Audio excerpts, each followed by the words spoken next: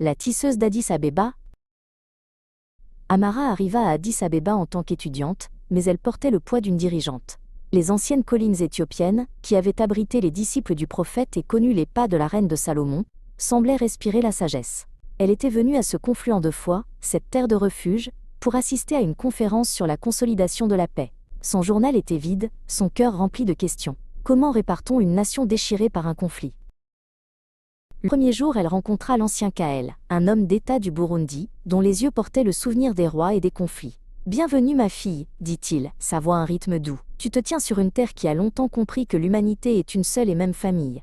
Ici nous ne construisons pas la paix avec des pierres, mais avec des histoires. » L'ancien Kaël commença par une histoire d'un temps de ténèbres mondiales. Pendant la Grande Guerre européenne, alors que le monde tournait le dos, notre roi, Mwambutsa IV, a ouvert nos portes aux réfugiés juifs.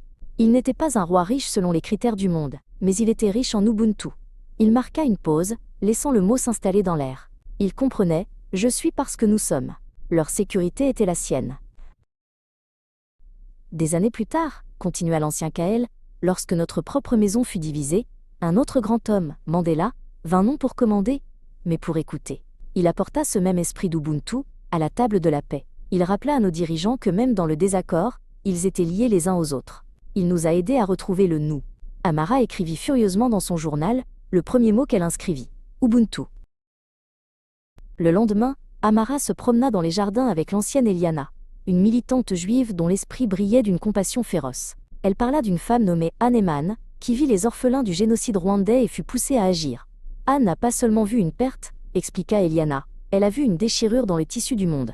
Son travail était un acte de tikkun olam, le devoir sacré de réparer ce tissu. Elle a fondé le village de jeunes Agaozo Shalom, dit Eliana, sa voix douce de révérence. Non pas comme un orphelinat, mais comme un foyer où les cœurs brisés pourraient apprendre à se guérir, et, à leur tour, à guérir le monde. C'est cela, le tikkun olam. C'est la foi que nous ne sommes pas seulement des habitants du monde, mais ses co-créateurs et ses réparateurs. Dans son journal, Amara écrivit les mots « tikkun olam ».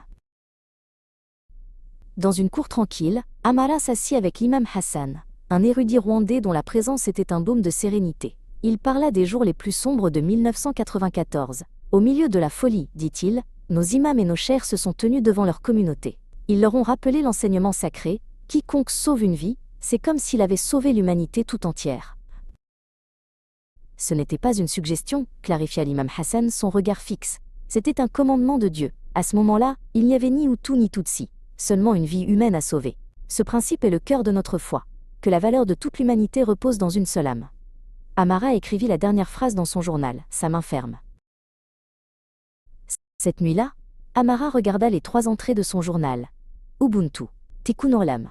Sauver une vie, c'est sauver toute l'humanité. Elle vit qu'il ne s'agissait pas de 3 idées différentes, mais d'une seule vérité lumineuse racontée en 3 langues différentes. C'étaient les fils d'une tapisserie universelle, tissée de compassion, de responsabilité et d'existence partagée. Alors qu'elle se préparait à quitter Addis Abeba, l'ancien Kaël la trouva. Il ne dit rien, mais pressa simplement un petit bracelet tressé de 3 fils de couleurs différentes dans sa main. Amara regarda le bracelet, puis les yeux savants de l'ancien. Elle était arrivée en tant qu'étudiante, cherchant des réponses. Elle repartait en tant que tisseuse, prête à commencer son travail.